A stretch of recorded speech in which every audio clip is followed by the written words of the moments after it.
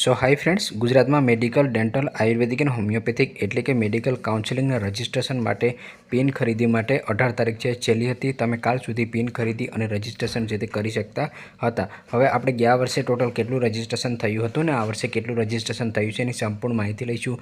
કયા કોર્સમાં કેટલી સીટ અવેલેબલ છે અને જે અગત્યની બાબતો છે એના પર પણ ચર્ચા કરીશું.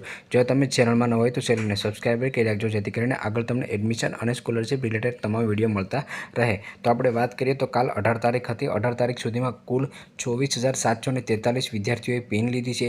એમાંથી 24,662 વિદ્યાર્થીઓએ રજિસ્ટ્રેશન કરી નાખ્યું છે અને 23,293 વિદ્યાર્થીઓએ હેલ્પ સેન્ટરમાં વેરિફિકેશન પણ કરી નાખ્યું છે. જે પણ વિદ્યાર્થીઓએ હેલ્પ સેન્ટરમાં વેરિફિકેશન કર્યું છે એ જ વિદ્યાર્થીઓનું નામ મેરિટ લિસ્ટમાં આવશે. તો આ છે એ 2025નો ડેટા છે, એટલે કે કાલ સુધીમાં જેટલા પણ વિદ્યાર્થીઓએ રજિસ્ટ્રેશન અને હેલ્પ સેન્ટર વેરિફિકેશન કર્યું છે એ તમે અહીંયા જોઈ શકો છો.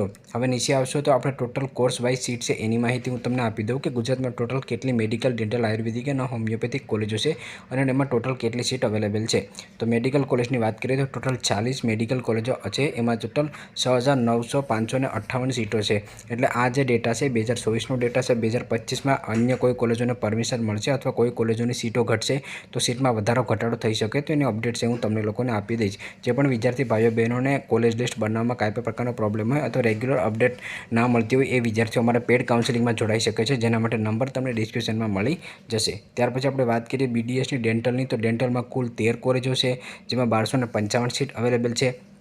ત્યાર પછી આયુર્વેદિક કોલેજોની વાત કરીએ તો 44 કોલેજ છે, એમાં 3473 સીટ અવેલેબલ છે. હોમિયોપેથિક કોલેજોની વાત કરીએ તો 48 કોલેજ છે જેમાં 4569 સીટ અવેલેબલ છે.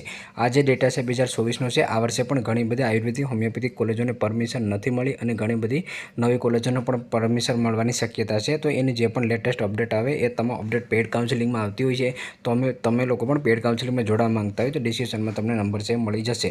કુલ આપણે ગુજરાતમાં ટોટલ સીટની વાત કરીએ તો 16,246 ટોટલ સીટો અવેલેબલ છે 2024ના ડેટા મુજબ. 2025માં ડેટા અપડેટ થશે તો એ પેડ કાઉન્સેલિંગમાં તમને લોકોને અપડેટ છે અમે કરી દઈશું. હવે આપણે ગયા વર્ષની સરખામણી આ વર્ષ સાથે કરીએ તો અહીંયા તમે જોઈ શકો છો કે 24,662 વિદ્યાર્થીઓ છે એણે રજિસ્ટ્રેશન કર્યું છે.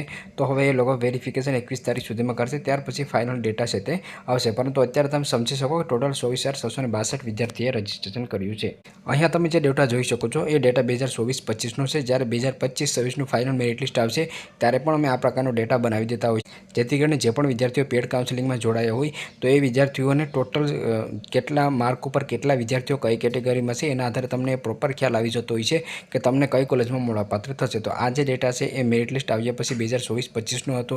આ વર્ષે પણ જ્યારે એ ડેટા ડિક્લેર થશે ત્યારે પેડ કાઉન્સેલિંગમાં પણ તમને લોકોને અમે મોકલી આપશું. હવે આપણે ટોટલ વાત કરીએ તો ગયા વર્ષે 22,804 વિદ્યાર્થીઓ મેરિટ લિસ્ટમાં હતા. એટલે કે ગયા વર્ષે જે ફાઇનલ મેરિટ લિસ્ટ આવ્યું હતું તેમાંથી 22,804 વિદ્યાર્થીઓ હતા અને આ વર્ષના વિદ્યાર્થીઓ છે એનો ડેટા પણ તમે જોઈ લીધો છે.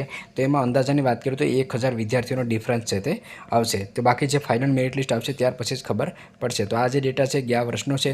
હવે મેઇન વાત ઉપર આપણે આવીએ તો ગુજરાતનું મેરિટ રેન્ક છે એ ક્યારે આવશે અથવા ગુજરાત રેન્ક ક્યારે આવશે. તો તમારું જો વેરિફિકેશનની પ્રોસેસ છે એ 21 તારીખ સુધી ચાલશે. એટલે ત્યાર પછી 22 તારીખથી લઈ અને 30 તારીખ સુધીમાં ગમે ત્યારે ગુજરાત રેન્ક છે આવી શકે છે.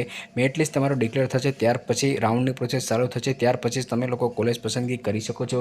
કોલેજ પસંદગી કરતી વખતે કઈ કઈ બાબતો ધ્યાનમાં રાખવાની છે, કઈ કઈ કોલેજોને પરમિશન નથી મળી, કઈ કઈ કોલેજોને પરમિશન મળશે એના માટેના વિડીયો પણ આવતા રહેશે. વિડીયો બનાવવાનો ઘણીવાર સમય ના મળતો હોય તો તમામ અપડેટ પેડ કાઉન્સેલિંગમાં તમને લોકોને મળી જતી હોય છે. તો પેડ કાઉન્સેલિંગમાં જોઈન થવા માંગતા હોય તો નીચે તમને નંબર છે એ મળી જશે. જો તમને અપડેટ પસંદ આવે તો લાઇક કરજો અને ચેનલમાં ન હોય તો ચેનલને સબસ્ક્રાઈબર કરવાનું ભૂલશો નહીં.